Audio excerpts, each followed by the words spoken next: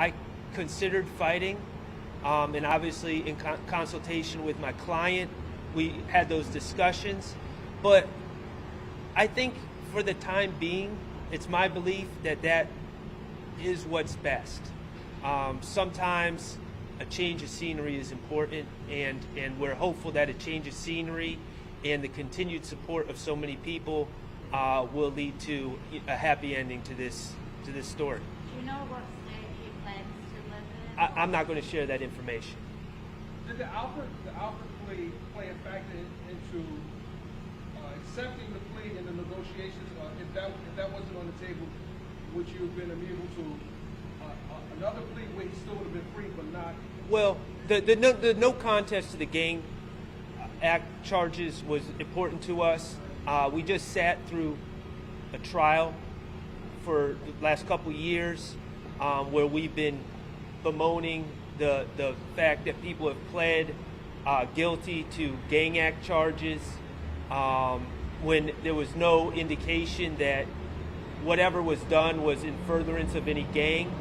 So I didn't want to turn around and do the same thing. So it was important that was accepted as a no contest plea. Certainly in a situation like this, and I thought ADA Sperry said it well in court, time was of the essence. There was really no reason for Shannon to continue to sit at 901 Rice Street to wait for the lawyers to figure it out.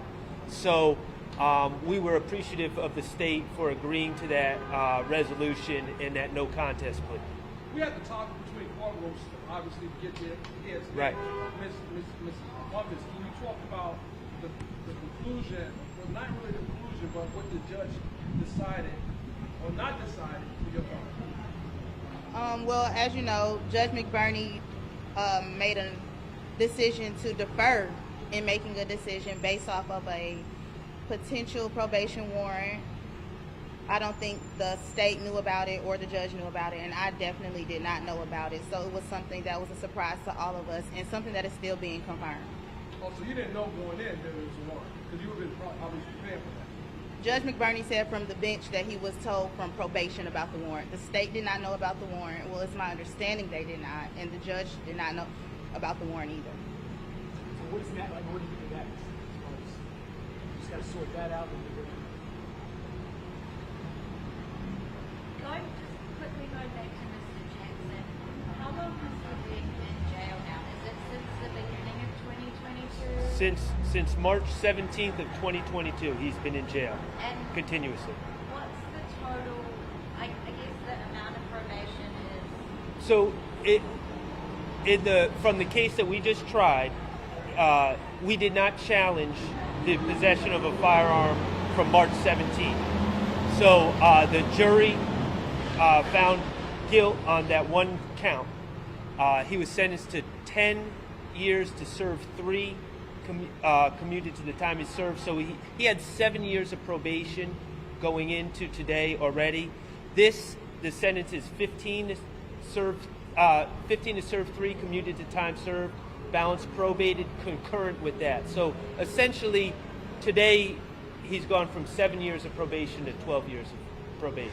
So given all the cases, basically it's 12 years of probation Yes. that he's now dealing with. Correct. Which added 5 more to the previous year. 7 more. No, it's concurrent. 12 total. On the other plea they took him with Judge Whitaker. He has 7 years probation, and now this is 12 years, but it's running concurrent. Yeah. Right. I know there's attorney-client privilege, but in general, are you able to just share? You were pretty reflective in there, talking about how he's grown up, he's learned a lot, he has 4 kids.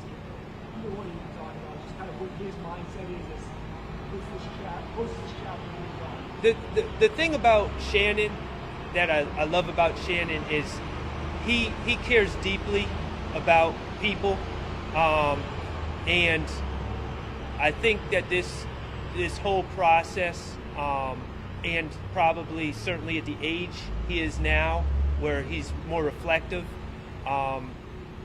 he's realized how much certain people mean to him in his life, And it's just a matter of, we talk often, and I'm not going to share too much, but we talk about life, and I think he's beginning to realize what's really important in life, and I've encouraged all those people also to make sure they continue to be there for him,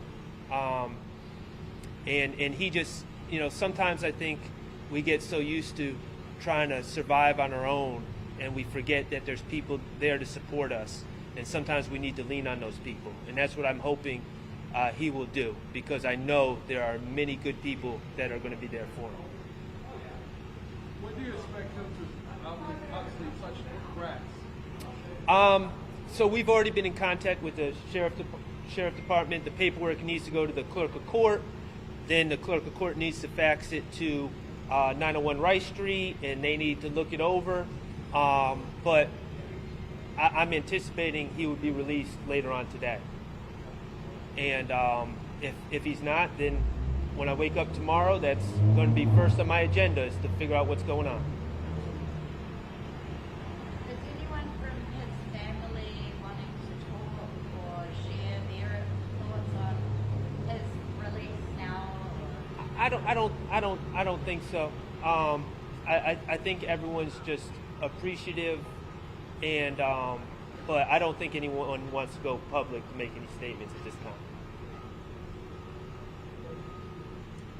Mr. Kokomo, how are you feeling today? Oh, very good. Anything else you want to add? No, I just hope that we can keep fighting and pressing for Mr. Kendrick so we can get him out sooner than later.